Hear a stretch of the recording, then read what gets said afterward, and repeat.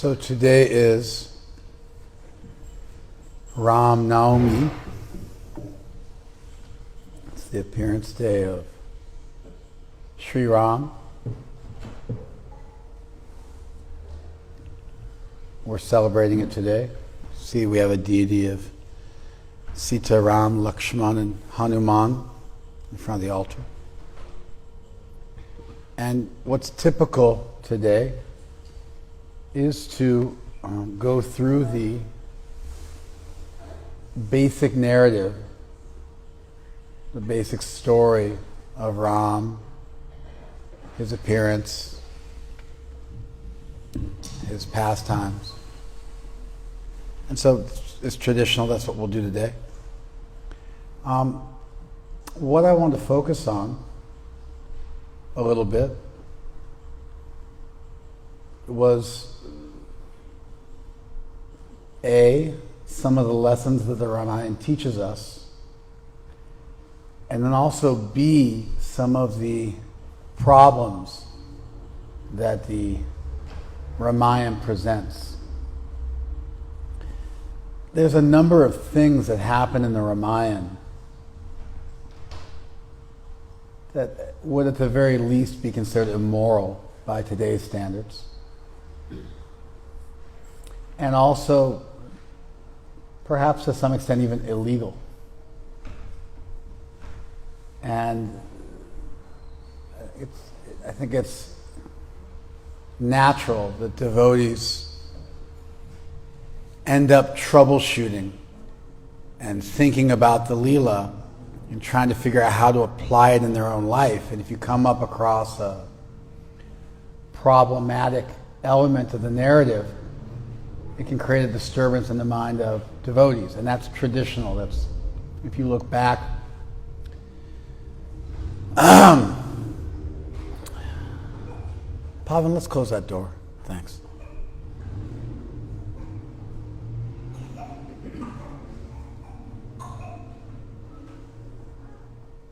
If you look back at medieval Hindu texts, you'll see the authors of those texts sometimes expressing disturbance at certain elements of both Krishna Leela and Ram Leela. I think in some ways Ram Leela is more problematic than Krishna Leela, despite our normal presentation that Krishna Leela is the requiring more explanation. So again, just to recap, today is Ram Navami. We're celebrating it. We actually brought a deity of Ram for the occasion. What is traditional is to discuss the Ramayana, the basic story of the Ramayana. We're going to do that today. I want to focus on two aspects of the basic story of Ram. One is the easy-to-learn lessons, the thing that Ram's pastimes teach us. They're easy to digest. They add value to your life. They teach you a lesson. You can take it home with you and improve your quality of life. The other thing I want to do is look at these some more troublesome aspects that Ram Leela presents and troubleshoot them. Raise your hand if you know the troublesome aspects that I'm referring to, what some of them are. Not so many people. So essentially what I'm going to do is I'm going to unnecessarily disturb you and then try to resolve that. Maybe we won't do that. I just want to get one more check. Raise your hand if you are aware of some of the more troublesome aspects of the story of Ram. All right, that's better. Otherwise, I was thinking that you were all like small children who had never even read Amar Chitra Katha yet. You could not read yet, and so you hadn't learned them yet. But now that I'm aware that there's some awareness of this, I think there's value in it. Anyway, without further ado,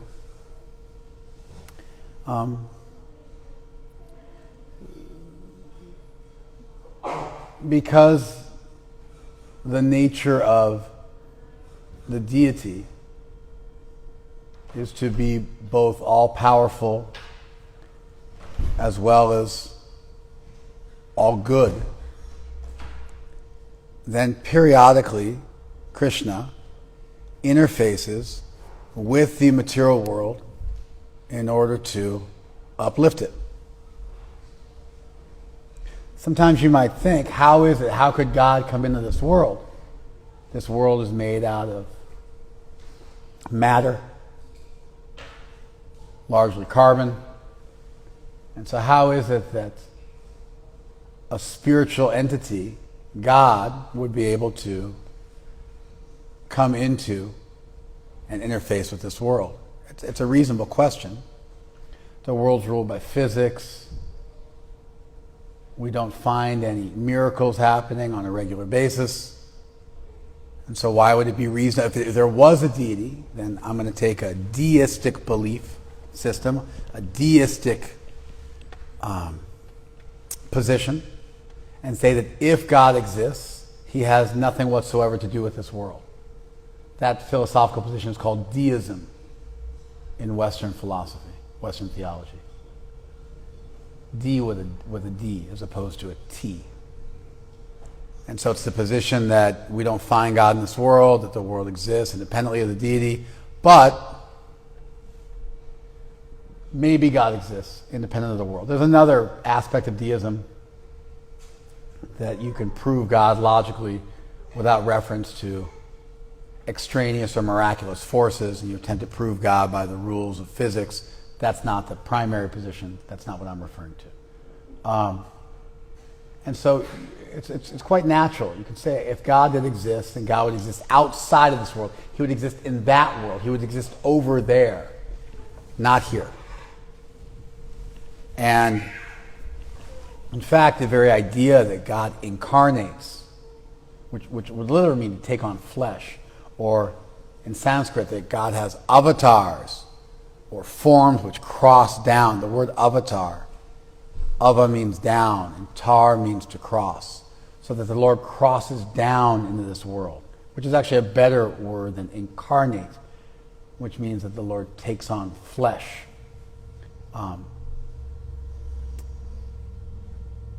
Just as an aside, for those of you who are raised in the West, there's what's called the hypostatic union.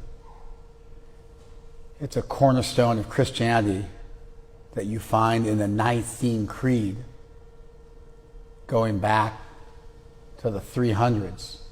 And it's really the cornerstone of all subsequent Christianity. Any Christian sects which didn't believe in this ended up getting bled out and they disappeared. The hypostatic union is the idea that Jesus is both fully man and fully God. And so when you think about Western traditions that have ideas of an avatar, sometimes you get like the Mosaic avatar, Moses and the burning bush, but it's just a very abstract something. But when you look at the real manifestation of God in this world within the Middle Eastern traditions, it's Jesus. And the cornerstone of that is the hypostatic union. Jesus takes on flesh, which is problematic because you have to both look at a divine side of Jesus and also a very human side of Jesus. And that human side literally died on the cross and had to be resurrected. It creates all sorts of philosophical problems. And that's why the term incarnate is oftentimes used in reference to the deity crossing down into this world. Avatar would be a much more precise term, which would refer to the way that Hindus think about God's appearance in this world, that God crosses down into this world without actually taking on a body of flesh. In other words, God in a spiritual form crosses down into this world, and that appearance is a miracle. Of course, if you want to think about the miracle of people, spirit appearing in matter, look no further than in the mirror. You are a conscious entity. Consciousness is non-material. The miracle of life is existing in you. The miracle of consciousness is existing in you. Chemicals, simply put, are not conscious.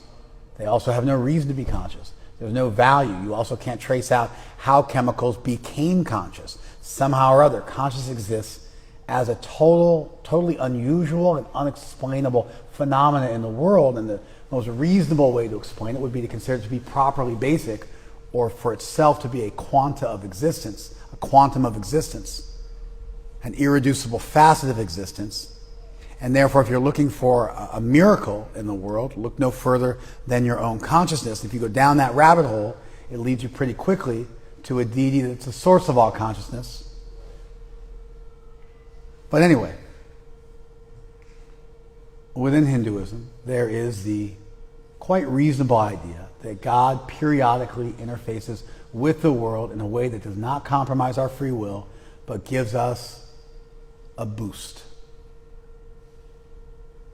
Just like sometimes when I used to play video games as a child, you would, as you're walking through the video game, then there would be something, like a little apple or something, and you would walk across it, and then your power would go up, and you would get a little boost. And so in the game of life, as we're walking through life, and we're weary, and we're foolish, and we make mistakes, and sometimes Krishna, periodically, when that adds up and the whole world is weary, he will intercede and uplift the world. In fact, this is stated in the Gita. This is stated in the world. Yadi hi dharmasya glanir bhavati bharata. Whenever there is dharmasya glani, there is a decline in dharma, then tadatmanam shrujam yaham. At that time I bring myself forth, I manifest myself in this world. Abhutanam adharmasya. And there's a dharmasya glani, abhutanam adharmasya. When there is a decline of dharma and a rise of adharma, then tadatmanam srijamyaham, then I appear. I myself appear. To give people a lift up. On an individual basis, devotees experience this in their lives, that there's some great difficulty in their life, and Krishna manifests in their life in a special and miraculous and unique way and uplifts them. Devotees have this experience on an individual basis. And this idea of an avatar is this happening on a large basis or a global basis. And so Ram is a very important such avatar. He's a Paravasta avatar. He's a super foundational avatar of our tradition. And the story of his appearance in this world is thus. And just like you have sometimes those TV shows, I haven't watched them, but somehow I'm aware they exist. I can't think of any names, but sometimes there'll be a boss of a business, and he will go to one of the branches of his business where he's unknown or she's unknown, and they'll get a job incognito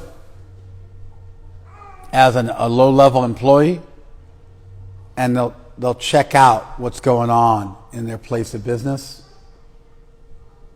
incognito, and they'll see what the corporate culture is like, what they need to work on. It's part of a 360 or even a 480 assessment of a business, and I believe sometimes they've done reality shows about that. And so Krishna does that when he appears. Sometimes it's with a bunch of pomp and circumstance, and there's a big appearance of God, and everybody says hallelujah and bows down. Sometimes Krishna appears incognito to assess the situation and surgically involve himself in the situation without messing with our free will. You can see the benefit of this. Imagine if God's existence was absolutely undeniable, as were concomitant things like the law of karma. If God existed and was all good and all powerful, then something like a law of karma would exist. I don't want to bother arguing for that, but it's a relatively easy argument to make. So now imagine if it was just absolutely undeniable that God existed and there was no room whatsoever for doubt. Krishna was perched on your shoulder at all times, chirping in your ear. That would affect your free will quite substantially. The awareness of the automatic ramifications of all of your actions, the awareness that you were being watched at all moments, would stress people out pretty massively. Kind of like living in a reality show where cameras are following you around 24 hours a day and you have absolutely no free time. And how that drives people to panic attacks and nervous breakdowns, even in this world, in a relatively short period of time.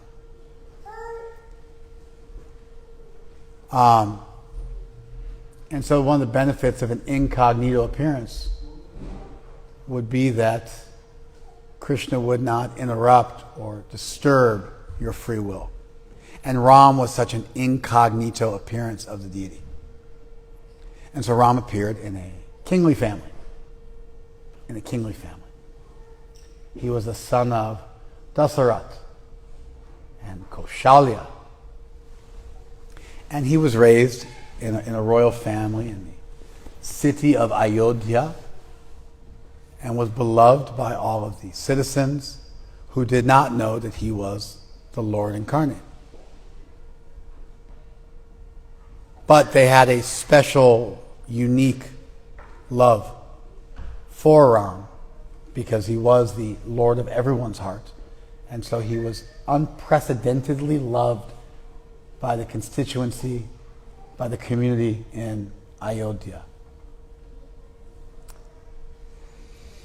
Dasarath, as was the custom at that time, practiced polygamy. It's very common among kings. And especially in the pre-Christian era. And he had two other wives. One of them's name was Kaikeyi. She was young, pretty, and slightly immature. And she had a maidservant / nanny whose name was Mantara. And Mantara was a very envious, cruel person. And she liked to stir the pot and create discord wherever she went. And she got in Kaikeyi's ear and gave her really bad advice and started explaining to Kaikeyi that her son Bharat was going to be stepped over and minimized by Kaushalya's son Ram, and that in fact Bharat might even be killed, and that to protect her son in the political intrigue which was undoubtedly going to ensue, she had to get rid of Ram so that her son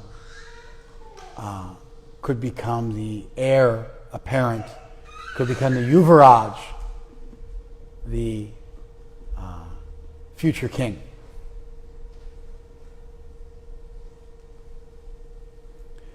So Kaikeyi got influenced. When it first started, Kaikeyi didn't take her seriously.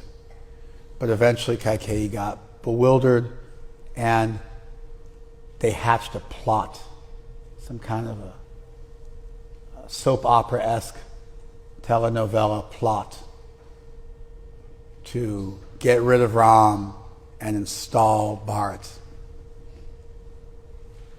And one day, Dasarath was sitting with Kaikeyi. The king was sitting with his youngest queen. And she said, "Do you remember when you were dying on the battlefield, you were almost mortally wounded, and I rescued you from the battlefield, drove out in the battlefield, and brought you back and nursed you back to health. And he said, of course I remember. I owe you my life. He said, do you remember when you promised me a boon, anything I wanted to? Anything I wanted? And he said, of course I remember when I promised you a boon. She said, well, I want that. I want you to make good on that promise. And so he said, what would you like? And she said, I want you to make Bharat the future king, the heir apparent, the Yuvaraj. And Dasarath was agreeable. No problem. But then she was worried that Ram would fight back, as was quite common in these succession disputes. You want to see some of the worst succession disputes in the history of the world? You can look at the Islamic invasion and conquest of India over a 1,000-year period, and especially the Mughal period, and see how brothers were killing brothers and sons were killing fathers and imprisoning them. So these succession disputes are quite... It's also there in Europe, to be honest. You also find the same thing in Europe. And so she said, not only that, but I also want you to banish Ram from the kingdom. For 14 years. And she thought by that time then Bharat would have consolidated his power and the fear would be over. And there was some kind of moral clause that you couldn't ban somebody for beyond a certain amount of time. Dasarath, of course, was totally grief-stricken at the thought of losing the Lord who had appeared incognito as his son. And he cried out, anything but that. But to no avail. Kaikeyi was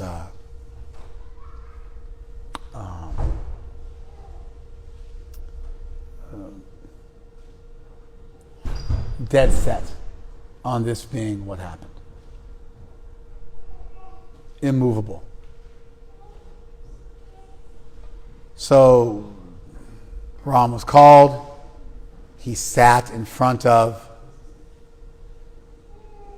Dasarath. Dasarath explained to him what was required, and Ram immediately agreed.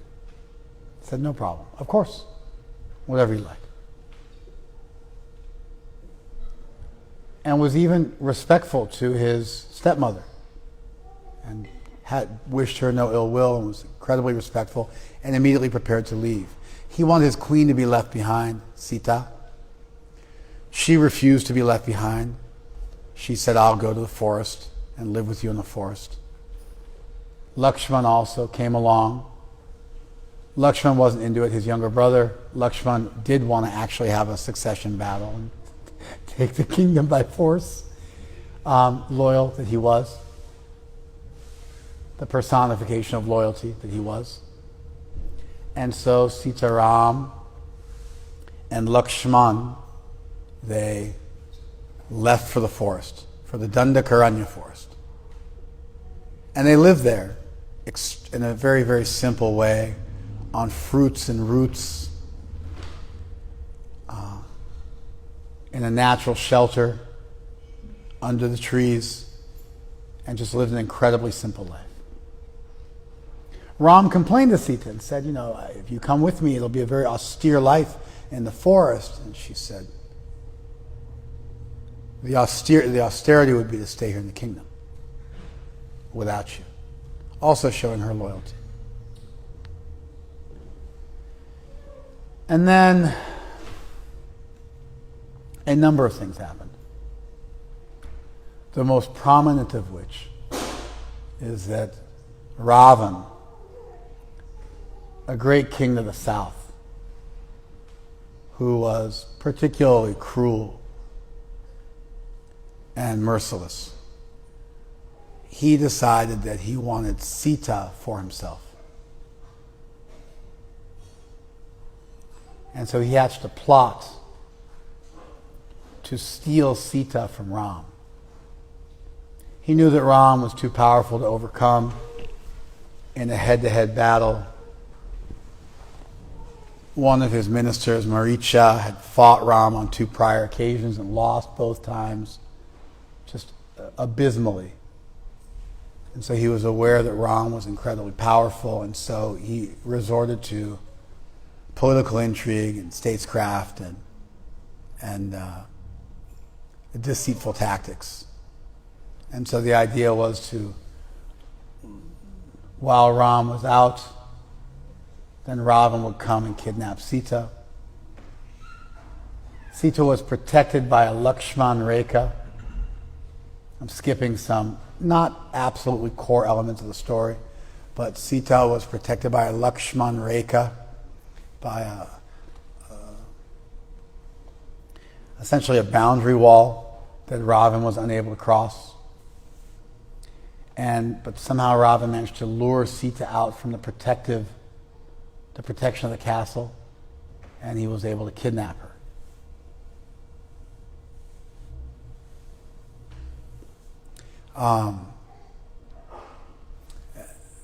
As Ravan was fleeing the scene of the crime with Sita in tow, having been kidnapped, one of Ram's father's friends, Jatayu, took the form of a vulture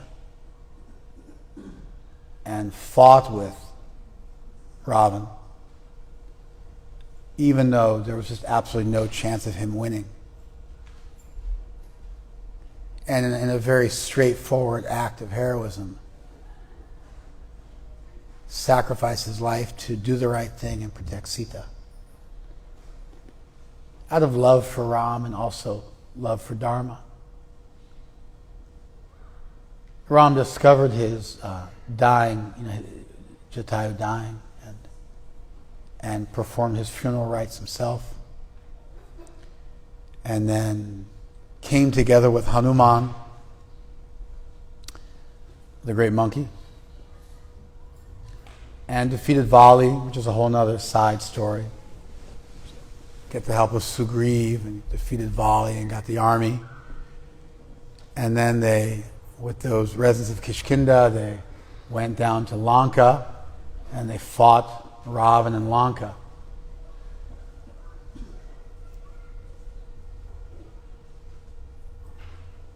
There's a famous side story that's been told for 1,200 years in South India, that when Ram got to the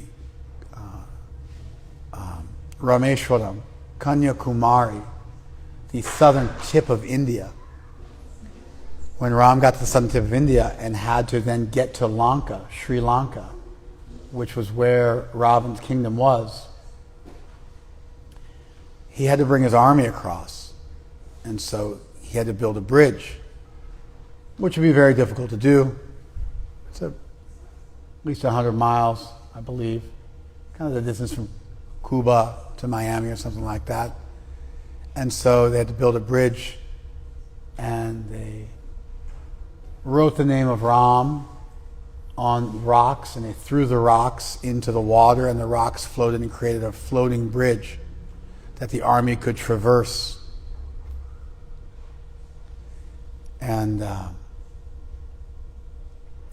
some of the big heroes, who were practically speaking demigods, were picking up huge boulders, mountaintops practically, and throwing them into the water to speed up this creation of the bridge.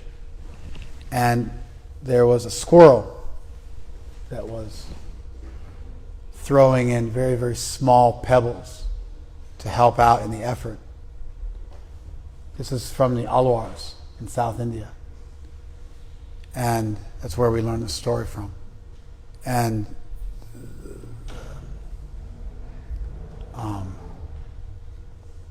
the big warriors were getting annoyed by the small squirrel who was getting in their way. And, they were throwing in a rock that was 1,000 times, 1,000,000 times bigger than the pebble. And Ram stopped him and said, no. The squirrel's working according to his ability, You're working according to yours. I see that you're both of equal value in this effort. Hanuman could have actually rescued, being, for all intents and purposes, a demigod unto himself. He could have easily defeated Ravan and rescued Sita. As could Ram. They took their time to let things unfold and let things play out over time instead of rushing in and just finishing it so everybody could learn their lesson and play their role. They let things proceed. And so to allow Ram to rescue Sita himself and bring to do so with a band of forest dwellers and have them defeat a kingdom with the best warriors in the world to be defeated by a group of forest dwellers. Hanuman didn't intercede, he just played his role, a supportive role for Ram to do what he was supposed to do. Ram eventually went to Lanka. He fought, killed Ravan, rescued Sita. They went back home. They got back home after their 14-year period was up. That period had evaporated perfectly in time. They got back to Ayodhya, where the whole city had come out to meet them and actually lit lamps to light the way so that they would be able to see where they were going, much like a landing strip. This is where the word arti comes from. The word ratri means night. And so an arti is where you light a lamp which dispels the night and lights the way. And so aratri became corrupted into arti. And that's where the word arti comes from. And that's why the primary element of an arti ceremony is in fact the deep, the lamp which is offered, that we'll be offering momentarily.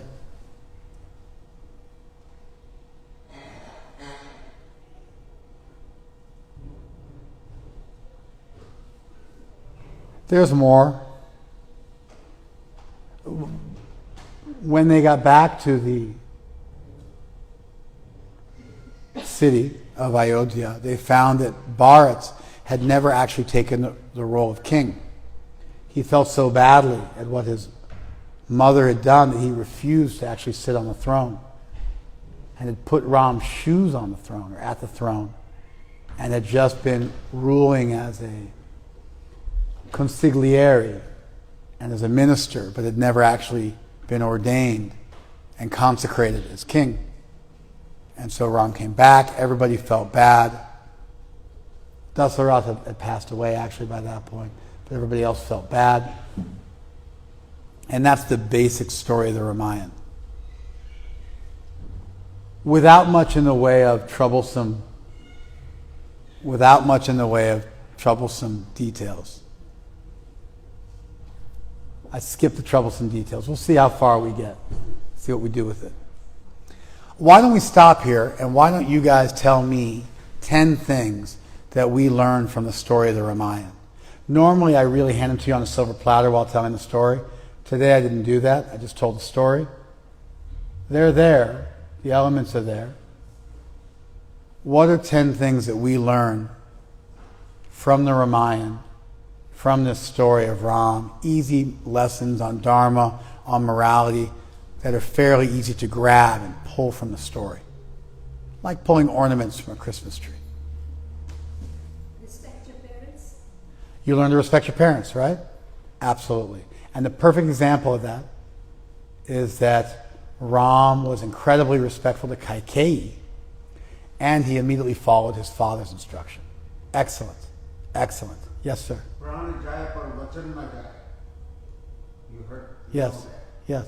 You lose your life. Yeah, I heard you. But you stick to your word. Yeah. That's what Ram did. Ram did because Dasharatha told. But Ram didn't lose his life.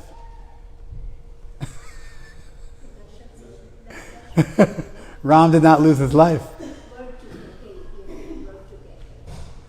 We learned something about the value in keeping your word. Dasaratha kept his word, and through grief it cost him his life. Ram kept his word and did not care a fig for the kingdom. Lakshman followed Ram, kept his word as a younger brother. Sita kept her word. We learn the value of keeping your promises. Good. Excellent point, sir. Yes. Yes. Loyalty. We learn loyalty, which is, I almost went there, but I didn't want to overextend what he had said. We learn the value of loyalty. Who teaches us the value of loyalty? Lakshman follows Ram. He didn't have to. Actually, he hadn't given his word. I stopped myself. I was saying that, but I actually realized I made a mistake. Lakshman did not have to follow. Sita did not have to follow. They chose to follow. And so there's a value of respecting your elders, not just your parents, but your elders. Because a lot of times they have more life experience than you, and why should you reinvent the wheel every generation like an idiot? How is that intelligent? And so a lot of times, even in a corporate situation, when there is a corporate transference of power, there's a sale of a corporation, oftentimes we'll go along with that sale of a corporation, and I mean like a large multi-billion-dollar corporation, is the CEO or certain people who are in possession of knowledge of exactly how the corporation works. They will, as part of the deal, be required to stay on in the corporation during a transitional period to train up the new owners, to train up the new CEOs, because it's understood, even in a corporate environment, that there's no way to write down everything they know. They're in possession of living knowledge, and they have to actually offer an apprentice position to the new owners, where the new owners learn from them what to do. And so,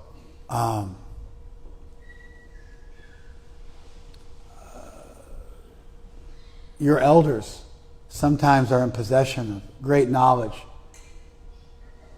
And if you respect them, then that knowledge flows like the Ganga River to you, and you get it very easily. And you keep your word, then people can count on you.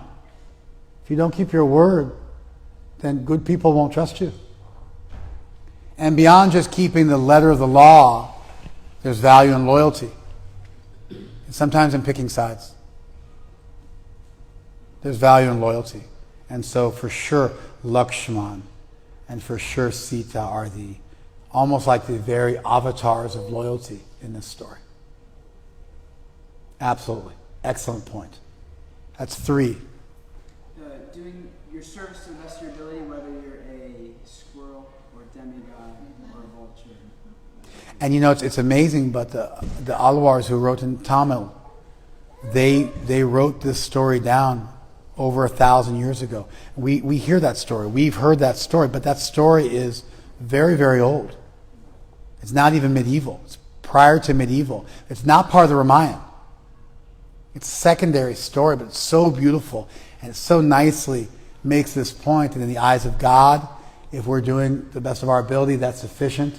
That we shouldn't worry too much about what other people do, but just do things to the best of our ability, be satisfied with that. There's several lessons there. It's a very deep point. So just even if you're throwing a pebble in the ocean, that's enough, if that's the best you can do. And if you can throw a mountaintop and you throw a pebble, and you don't get credit. You have to do what you can do. Yes? Just repeating how you said Rama was patient in letting the Leela unfold in its entirety so participants could reap more benefit and the lessons learned are exponentially more appreciated. Sometimes you got to let things play out. And even if you could, helicopter in and insert yourself into a situation. And even if you want to do that because you care about the people around you, sometimes you need to let them have a significant learning opportunity and fail. Otherwise, they'll take you for granted. They won't learn their lesson. I have, 6 children. My wife and I have been married 25 years. We have 6 children together. And 4 of them are boys. And when my children are young, I let them fight to a certain extent, uninterruptedly. Because if I protect them every time they get into a fight, they won't learn that there's repercussions sometimes for getting lippy and disrespectful. And if you're a grown man and your parents have never allowed you to learn that lesson when you're small children, when they fight, don't know how to punch. They don't knock each other's teeth out. They don't break each other's jaws. They don't put each other in the hospital. There's not a real high cost of letting a couple of small kids slap each other a bit. If you don't let them learn that lesson, and then they grow up and they haven't learned to be respectful and to be careful, then maybe they get into a fight at the age of 20. Somebody breaks out a gun or a knife or breaks their jaw, does some terrible thing, and they think they haven't learned that lesson, so they have to learn it at 20. But the costs are so much higher. And so sometimes you have to let things play out so everybody learns their lesson. And that's a tough one. Usually, if you can, you want to inject yourself into the situation and fix it. You want to be a helicopter parent who helicopters in and rescues their children or the people you care about. Sometimes you need to let people suffer a bit, cook in their own mistakes till they become softened and humbled and they can learn the lessons they need to learn. That's a big one. So thank you, Jagannathji. Yes? Embodying Dharma to the extent you're willing to die for it, with Jatayu. Yeah, and that's even better than giving your word or just a loyalty one. He is the extreme example of dedication to Dharma unto death. There was no promise, and in fact, he manifested a loyalty in many ways which was more extreme than Sita and Lakshman. He gave his life for doing what was right, for protecting others, for protecting those weaker than himself, for protecting the minorities, people who are not able to protect themselves. He gave his life to protect somebody who's been kidnapped. And knew he was going to die, and just did it anyway. And of course, the result of that was that Ram performed his funeral rites personally. And so the Lord himself became his priest. The Lord himself became his son. Sons traditionally perform funeral rites along with priests, and so you can take it from either angle. Ram became both his son as well as his priest, which is a pretty good place to be in life. And that story of Jatayu has been immortalized in song, in art, in poetry, forever. I mean, the Ramayana is Star Wars. Chewbacca's Hanuman. Ram is Luke Skywalker. Darth Vader is Ravan. Han Solo is Lakshman.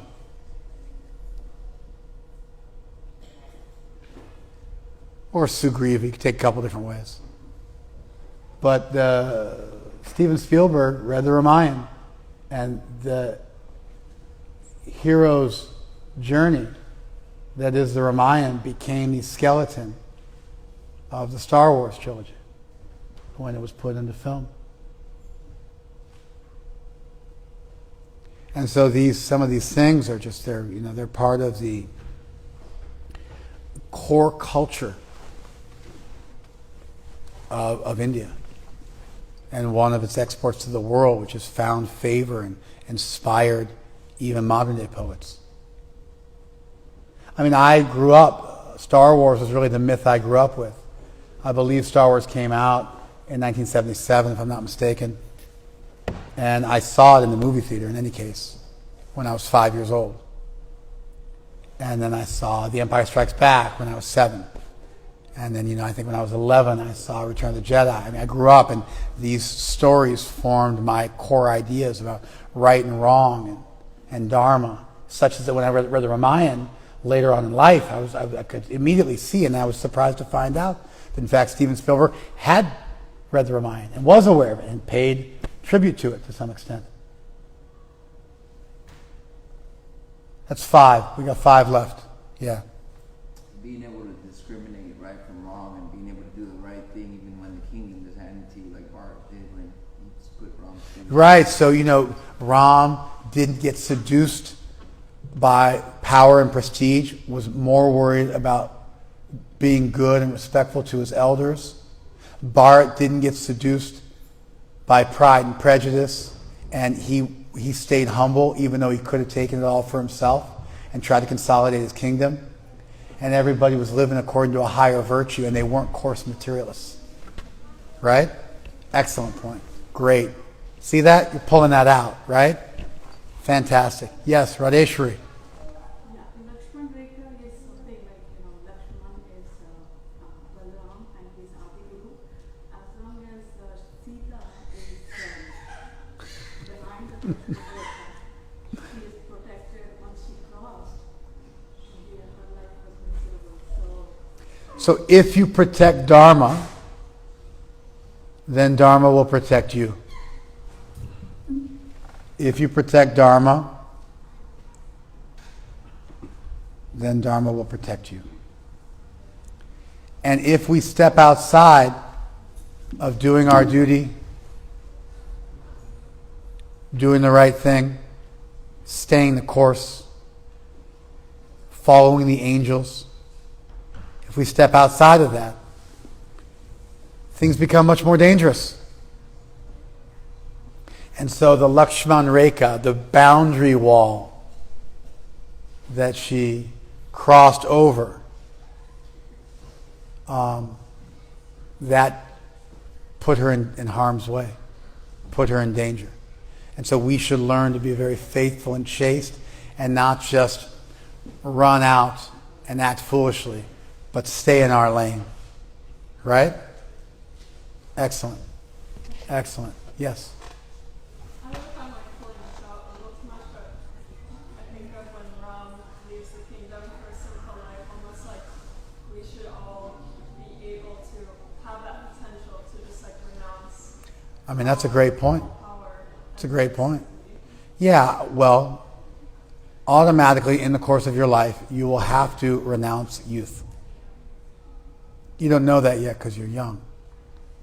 But it just goes along, just automatically. When you get given a life, it's amazing actually. We wake up in this world, we're conscious, we have the power of thought, we have a body, we have the ability to discern truth, we're given intelligence. We didn't earn these things necessarily. These things are really gifted to us. We wake up in this world with air to breathe, with a water cycle, with an oxygen cycle, on a planet in a solar system, just close enough to the sun, just far enough away from the sun, with a moon, tides, water, everything you'd ever want. Fruits. I mean, how crazy are fruits?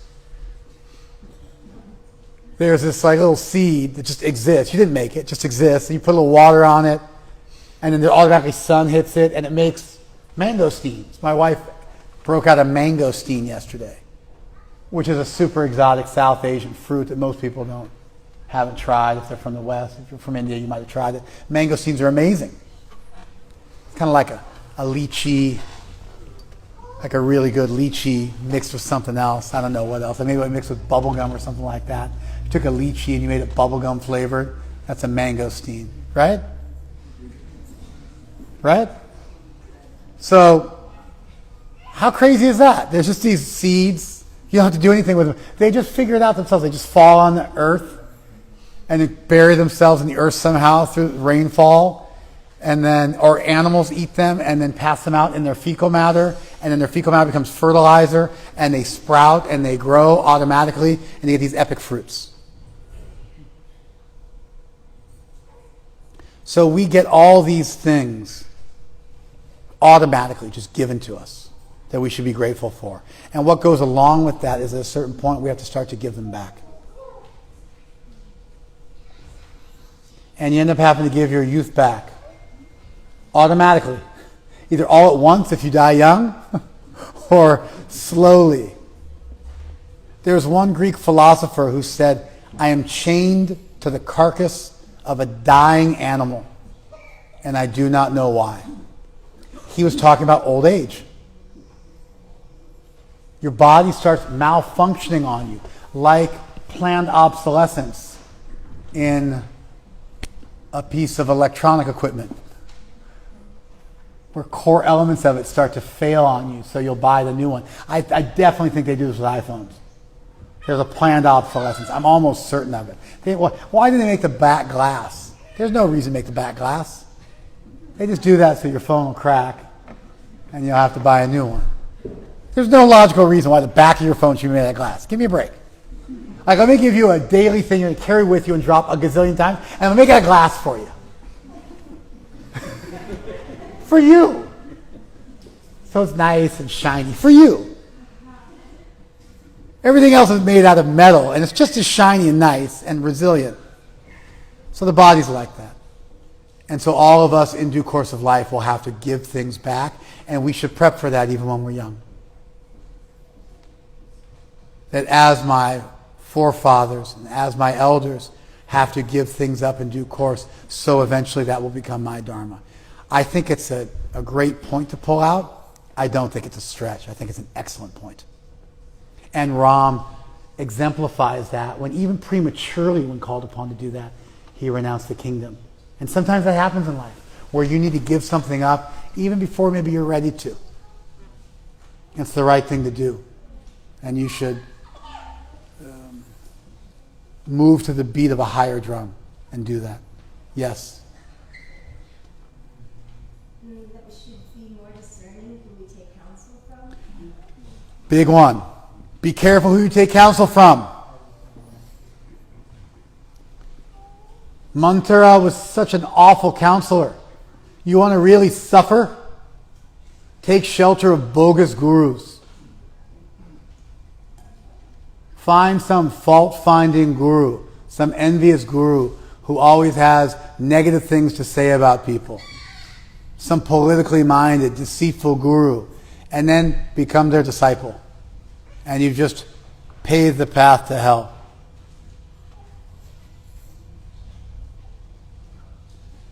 In contrast, you want to be incredibly successful? Find decent, honest people who walk their talk, who are wise, who are learned,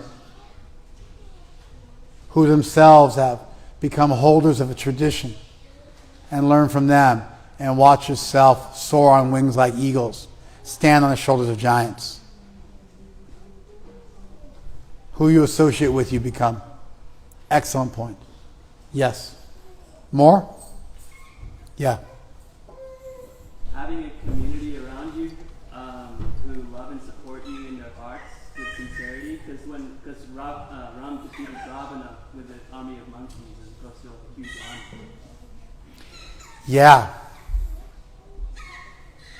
He defeated Ravan with an army of vanaras, with forest dwellers, monkeys, small animals. And Ravan had the most sophisticated military apparatus in the world. And he had the home court advantage. They weren't even fighting on their home territory. But because they had unity, spiritual strength, they were doing the right thing, they were dedicated to each other, they were able to overcome great odds. You know, it's interesting, but the Roman army at one time was the most feared army on the planet. But they got soft after Pax Romana, after the period of the height of the Roman Empire. When they first started, they used the gladius. It was a short sword and very, very large shields. They fought as part of a real tight military unit where they fought as part of a real tight squad where they would hold the shields very close to one another, and then they would poke out and they would poke their sword forward, the gladius. It was a very aggressive way of fighting. Eventually the Roman army got into spears, and they hired people. And they didn't have an army made up of Romans. They had an army made up of people from other kingdoms that they conquered and annexed, like the Gauls and so on and so forth. And the Visigoths. And those warriors weren't as invested. And they fought defensively with spears. It was the beginning of the end of the Roman Empire. And so this value of having a group of people that really care about each other. You can take over the world with a group like that. Excellent point. More? Yes? Equanimity in the midst of mundane duality.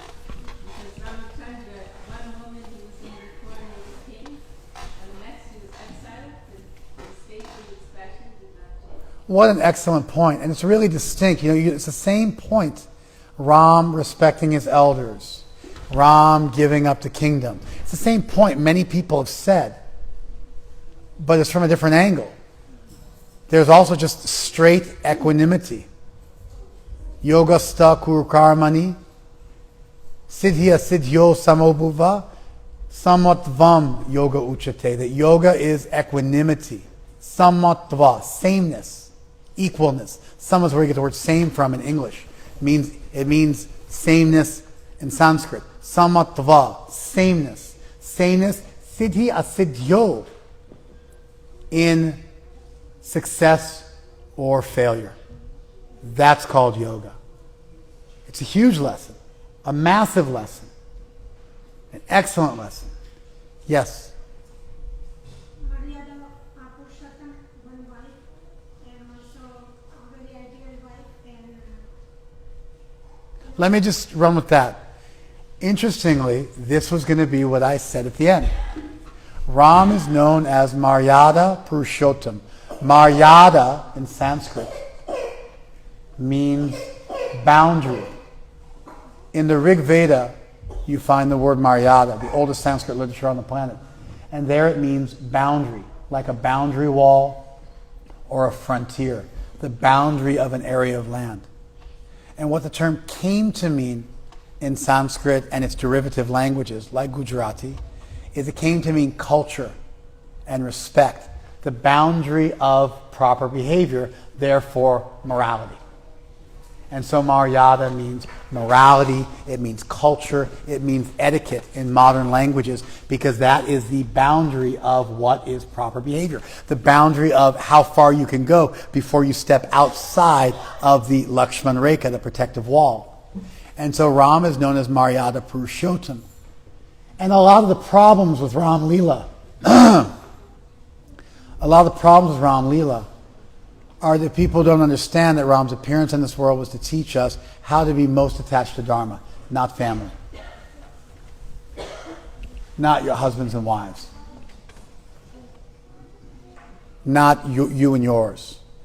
But Ram came to teach us how to be most attached to the good of society, to a higher principle, to philanthropy. And when you look at Ram's even problematic activities, quote unquote problematic, paradoxical activities, which appear to be contradictory at first glance, and you look at them through this lens, that Ram was teaching us how to be dharmic to our core, you find that those problematic aspects of the Leela resolve. They melt away like fog, and everything becomes crystal clear. The Agni Pariksha makes sense. So many things make perfect sense when seen, A, from the point of view that Ram was Krishna, and therefore his life doesn't exactly correspond to yours. He's teaching you a lesson, just like Shiva teaches you how to be tolerant, but not that you drink poison and hold it in your throat and become Nilkant. You tolerate something according to your ability, but not that you drink an ocean of poison and hold it in your throat and become famous for it, because you don't have that power. And so when you look at Ram's Leela as being, a little extra, thank you very much, IGTV. When you look at Ram's Leela as being a little bit extra, and at the same time teaching Dharma morality, you really get everything makes perfect sense.